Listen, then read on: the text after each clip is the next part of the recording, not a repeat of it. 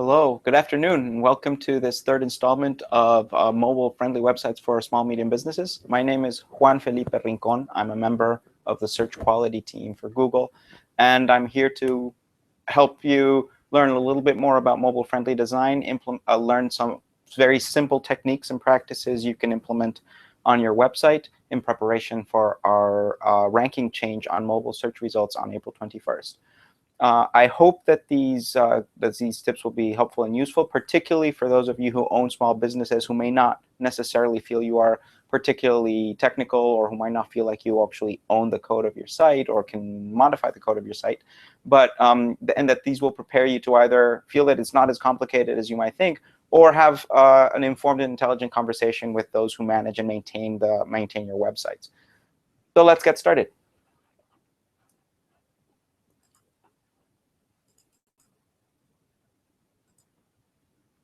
And we will present and move on. So in the last in this series of 4 presentations, we've been talking about both the tools and some of the techniques you need to use and implement on your existing website to make it mobile friendly. In the previous 2 installments, we talked about the PageSpeed Insights tool, the mobile friendly test, and the Mobile-Usability tool. All of these 3 mechanisms that you can use to check how your site is being perceived by Google today, and whether or not we are considering it to be mobile friendly based on the criteria that have been that we have learned over the years represent a mobile friendly website. If you didn't get a chance to see that video, you can catch it on YouTube. The link to it should be in the Google Webmasters community, or if you go to the Google Webmasters channel on YouTube, you should be able to see the video for that. In the second installment, we talked about viewports, zoom, and plugins. That was really to talk about how to actually tell a browser this page should be presented a particular way on a mobile device. Today, we are going to be focusing on the user experience, specifically on the interaction the user has with your buttons, tab targets, margins, and font sizes. Let's get started. First, let's talk about tab targets. A tab target is pretty much anything that you expect a user on a smartphone would be tapping at with their finger. And when you look at a tab target, if you have a lot of small or tightly packed links or buttons on that page, it makes it very difficult to use on a smartphone. Think about that time when you tried to use a page on a phone, and the edit button and the delete button are right next to each other, and they're really tightly squeezed together. And all of a sudden, you try to tap on edit, and you tapped on delete by mistake. Most designers don't do that very often, but you'd be surprised at how often that happens. And there are very easy ways of avoiding that. The first thing to remember is that the average adult finger pad is about 10 millimeters wide. And this is fairly standard. And so if you think about the amount of space that a user might that a user's finger might actually be using when contacting a touch screen, it helps you determine how much spacing you need on the actual buttons to prevent 2 buttons from being pushed accidentally. So here's a good guideline to use, or a good rule of thumb, if you will, to use when defining the minimum size, width, and height for important tab targets on your site. For things that are really frequently used, we recommend about a 7 millimeter minimum width and or height for these tab targets. And if you look back at at our previous presentation, where we had the menu across the way, and even in the previous slide, all we did here was take the exact same menu and just change the minimum width, the minimum height of the element to 7 millimeters. We, in this case, actually made each of the buttons a little bit wider in the menu and just said it can take up to 50% of the screen. And we made the home button a minimum of 7 millimeters wide and tall. Another element to think about is that not all of the links on your page are actually that important. So if you have less important tab targets on your page, you should at the very least leave a 5 millimeter gap or margin between these targets to avoid these inadvertent taps.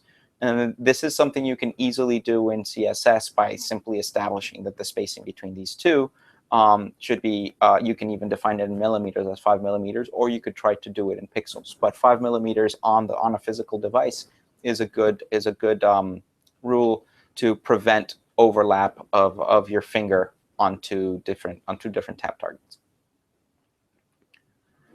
The follow-on piece is also about legible fonts.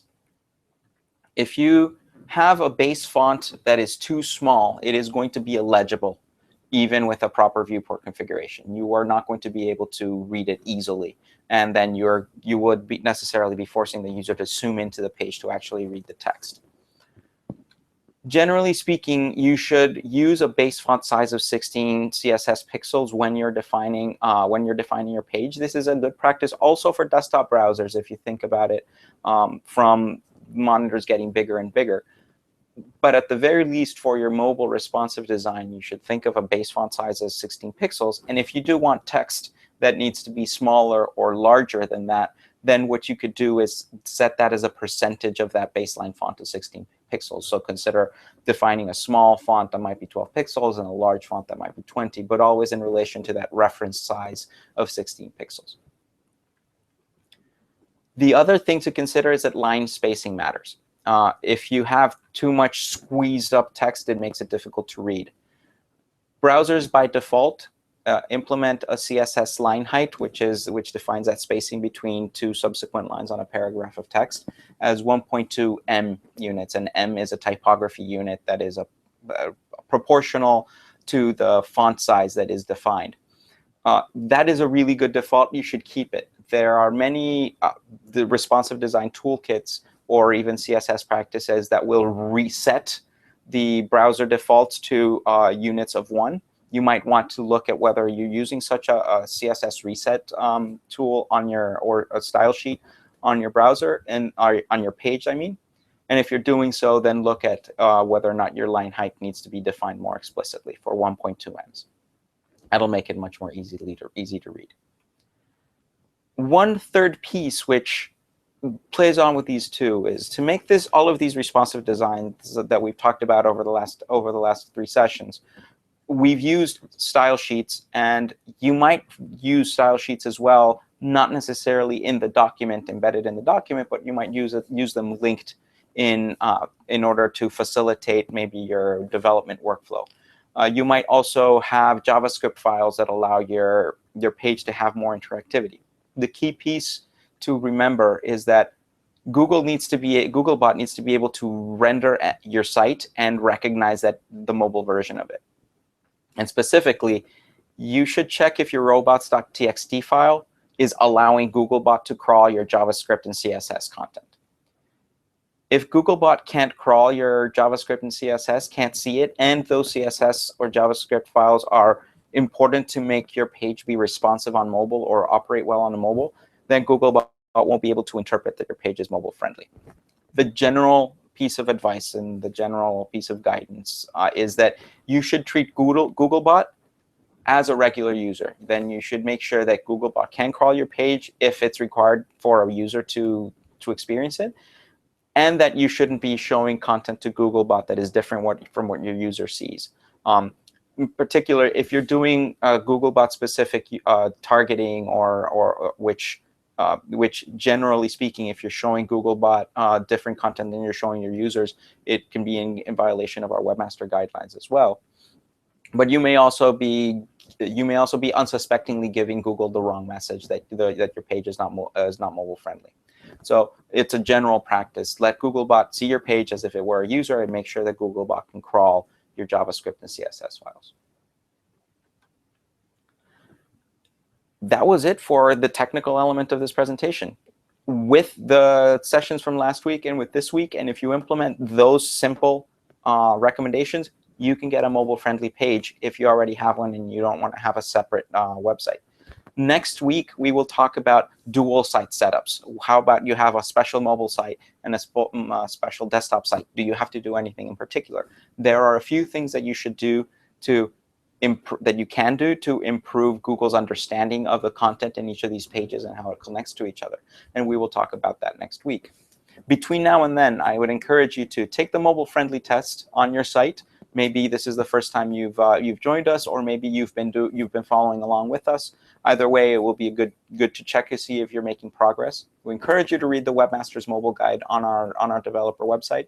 And if you have any questions, concerns, or other thoughts, or want to discuss with other folks in the community about how to make your website more mobile friendly, please visit our Google Webmaster Help forums. They're a fantastic resource to answer any of your questions about how Google understands your website, and how to understand Google's tools and Google's presentation of your search results. We do encourage you to follow us on Google+ and on Twitter. We provide news, announcements, and invitations to further events through there, and we certainly hope that you'll take advantage of that opportunity. And with that, thank you for today. We will look to see if we have any questions from you that have come into the Q&A. As always, my name is Juan Felipe Rincon. You can follow me on Twitter or on Google+ if you would like, although the Google Webmasters channel will probably give you more consistent information than I do. I don't post all that regularly. And with that, let's see if we have any questions. We don't have any questions for today, but we do. If you do have any additional questions, please join us in our Webmaster Forum, and we look forward to answering them. Thank you very much, and good afternoon.